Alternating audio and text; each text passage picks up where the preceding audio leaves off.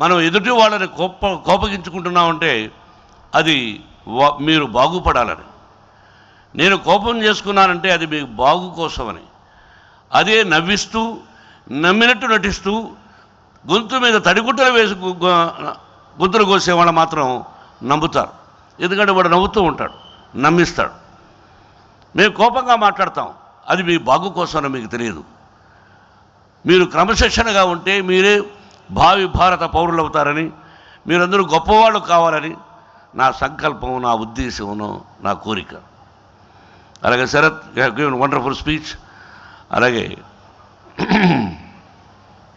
ప్రభు సరదాగా నీతో చేయడమే గారి నాకు ఎన్ని సినిమాలు అల్లుడు గారి నుంచి చేశావు. నేను డ్యాన్సర్ని కాదు, నాకు డ్యాన్స్ తెలియదు. డైలాగులు చెప్పమంటే రకరకాలుగా డైలాగు చెప్పగలను, సరిగమ పదనిసలాగా. కాబట్టి భారతదేశంలోనే కాదు, ప్రపంచంలో one of the best dance director. I love you, I like you. మన స్నేహం మనది ఎప్పుడూ కలకాలం ఉండాలని కోరుకుంటూ, you are the best. Thank you and best of luck to everybody. ప్రతి ఒక్కరికి, ఈ వేదిక మీదకి వచ్చిన ప్రతి ఒక్కరికి, నా మీద ప్రేమతో వచ్చిన ప్రతి ఒక్కరికి నా హృదయపూర్వక నమస్కారాలు.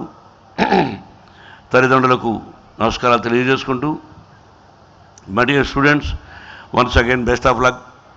Take care about your life. Life is most important. తల్లి, తండ్రి, గురువు, దైవం. తల్లిదండ్రులను ఇబ్బంది పెట్టినవాడు, తల్లిదండ్రులను కష్టాన్ని కలిగించినవాడు జీవితంలో ఎవరూ పైకి రాలేరు. మీరు చెమట ఊడ్చి కలో గంజో తాగి మీరు అటువంటి ఇబ్బందులు పడకూడదని తల్లిదండ్రులు మిమ్మల్ని చదివిస్తున్నారు. అది అనుక్షణం మీరు గుర్తుపెట్టుకొని, ప్రేమ ఇవన్నీ ఉండాలి. కానీ ఎప్పుడు ప్రేమించాలి, ఎలా ప్రేమించాలి, ఎక్కడ ప్రేమించాలి అనేది you underline the point. Love is the most important, but where, when, how, this is the most important. మరి లవ్లీ స్టూడెంట్స్, ఎలా ఉండాలి మనం విద్యాలయాల్లో? శరత్ చెప్పాడు, తమ్ముడు నాగపణి శర్మ గారు చెప్పారు. మొట్టమొదటగా నాగపణి శర్మ గారు 4-5 రోజుల ముందుగానే మీకు ఫోన్ చేసి మీరు రావాలి అంటే 5 నిమిషాల్లో ఫోన్ చేస్తానని చెప్పి మీరు ఫోన్ చేసి నేను వస్తున్నాను మోహన్ బాబు గారు అన్నారు. మీకు హృదయపూర్వక నమస్కారాలు. మాకున్న కవుల్లో you are one of the greatest. మా అదృష్టం మీరు విద్యాలయాలకు రావడం, మా విద్యార్థులను ప్రోత్సహించడం. మీ మాటలు, మీ గళం, మీ వాచకం అద్భుతం, మహా అద్భుతం. మీరు అప్పుడప్పుడు మా ఇన్స్టిట్యూషన్స్కి వచ్చి, ఈ విశ్వవిద్యాలయానికి వచ్చి, మీరు అన్నట్టుగా నేను ఛాన్సలర్ అన్నది ఇంగ్లీష్ పదం, కులపతి అన్నది నిజమైన తెలుగు పదం. నేను మా వాడకు చెప్పాను, కులపతి అంటే ఇప్పుడు రకరకాలుగా అర్థాలు చేసుకుంటారు. అర్థం చాలామందికి తెలియదు. ఏ కులానికి ఇతను అధిపతి అనుకుంటారు. కాబట్టి కులపతి అంటే మీరు అన్నారు విద్యార్థులకు అని అత్యద్భుతంగా మీరు సందేశం ఇచ్చారు. చాలా సంతోషం. అలాగే నాగేశ్వరరావు గారు, మీరు నాకు చిరకాల మిత్రులు. అద్భుతంగా చెప్పారు తల్లిదండ్రుల గురించి, విద్యార్థులు ఎలా ఉండాలి అని. మిమ్మల్ని ఇక్కడికి ప్రేమతో తీసుకొచ్చిన కళా వెంకట్రావు, మన కళా వెంకట్రావు ఇంటి పేరు ఏంటండి? వెంకట్రావు. తమ్ముడు ఒక్కసారి వేదిక ఎక్కి వెళ్ళు రా.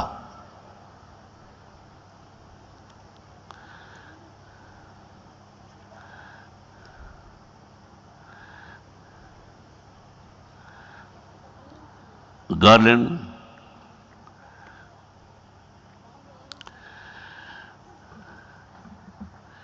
తమ్ముడు వెంకట్రావు కొన్ని సంవత్సరాలకు ముందు MLA and state youth president కాంగ్రెస్కి.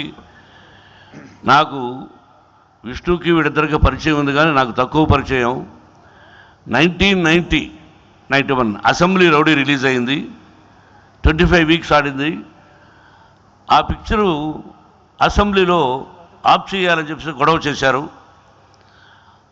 విపరీతంగా అన్నయ్య ముఖ్యమంత్రి అనుకుంటాను, అవునా? అప్పట్లో అవును సార్, రాజశేఖర రెడ్డి గారు కాదు కాదు, భాస్కర్ రెడ్డి గారు, జనార్దన్ రెడ్డి గారు, జనార్దన్ రెడ్డి గారు ఎవరు? ధర్మారావు గారు. బట్ ఎనీవే అన్నయ్య కూడా ఉన్నారు అప్పుడు అని చెప్పారు. ఏమైంది, వారు పిక్చర్ తీశారు, దాన్ని పోయి బ్యాన్ చేయడం ఎందుకు, ఇష్టం ఉంటే చూడండి అని. దాన్ని ముఖ్యంగా నేను గుండెల్లో రాసుకోవాల్సింది, గుంటూరులో ఇతని లీడర్షిప్లో నా కటౌట్, అప్పట్లో కటౌట్ పెట్టేవాడు 30 అడుగులు, 50 అడుగులు, 100 అడుగులు, దాన్ని కాల్చిన మొట్టమొదటి వ్యక్తి వెంకట్రావు. అసెంబ్లీ రౌడీ కటౌట్ను కాల్చినటువంటి తమ్ముడు. ఈ రోజున అన్నదమ్ముల్లా ఒక తల్లి బిడ్డలా ఉన్నాం. ఆయన చొరవతో నాగేశ్వరరావు గారు తణుకు నుంచి వచ్చారు. దాదాపు 30 సంవత్సరాల మన అనుబంధం. పార్టీలకు అతీతంగా నేను ఒక పార్టీకి సంబంధించిన వాడు కాదు, అందరూ కావాలి నాకు. మేము ఎంతో ఆప్యాయంగా వచ్చారు. అలాగే చాలా చాలా సంతోషం. పివిఎస్ రవి పేరు నేను చెప్పలేను, కానీ అద్భుతం. స్పెషల్గా ఏదైనా 2 మాటలు మాట్లాడతావు తమ్ముడు? అందరికీ నమస్కారం. ఈ యూనివర్సిటీకి వచ్చిన తర్వాత నేను కూడా కాలేజీ లైఫ్లో స్టూడెంట్ లీడర్గా, యువజన కాంగ్రెస్ లీడర్గా, యూత్ యాక్టివిటీస్లో తరచుగా పాల్గొన్నాను. పెద్ద స్థాయిలో పదవులు కూడా చేశాను. చాలా యూనివర్సిటీలతో ఇంటరాక్షన్ ఉండేది నాకు చిన్నప్పుడు బాల్యంలో. ఈ యూనివర్సిటీకి వచ్చిన తర్వాత ఇది మానవ నిర్మితం కాదు, ఇది వేరేది అతీంద్రియ శక్తి చేత నిర్మించబడిన యూనివర్సిటీ అనిపించింది. ఇక్కడ పరిస్థితులు, కట్టడాలు, ఫెసిలిటీ, ఫ్యాకల్టీ అని చూసిన తర్వాత చాలా అద్భుతం అనిపించింది. ఇక మోహన్ బాబు గారి గురించి చెప్పదలుచుకుంటే, మానవులు మహనీయులు 2 కేటగిరీలు ఉంటారు. ఈయన స్వతహాగా మహనీయులు కేటగిరీకి చెందుతారు, మహనీయులు కేటగిరీకి. ఎందుకంటే స్వశక్తితో ఒక ప్రముఖ నటుడిగా ఎదగడం కాకుండా, నిర్మాతగా ఎదగడం కాకుండా, సంఘానికి పనికొచ్చేది, రాబోయే తరాలకు ఉపయోగపడే ఇంత పెద్ద విశ్వవిద్యాలయాన్ని నిర్మించి ఇంతమంది విద్యార్థుల భవిష్యత్తుకి అతను తోడ్పాటు ఇస్తూ గొప్ప వ్యక్తిగా ఎదిగారు ఆయన ఏనాడో లెజెండరీ, ఈనాడు లెజెండరీ కాదు. ఎందుకంటే ఒక క్రమశిక్షణ గల జీవితాన్ని ప్రారంభించి ఈ రోజుకి కూడా అదే క్రమశిక్షణ ఎవరికి ఉంటుందో వాళ్ళకి నిజాయితీ ఉంటుంది, సభ్యత ఉంటుంది, సంస్కారం ఉంటుంది, గుండెల నిండా ధైర్యం ఉంటుంది. అలాంటి మహోన్నతమైన మనిషి మా ప్రీతం మోహన్ బాబు గారు.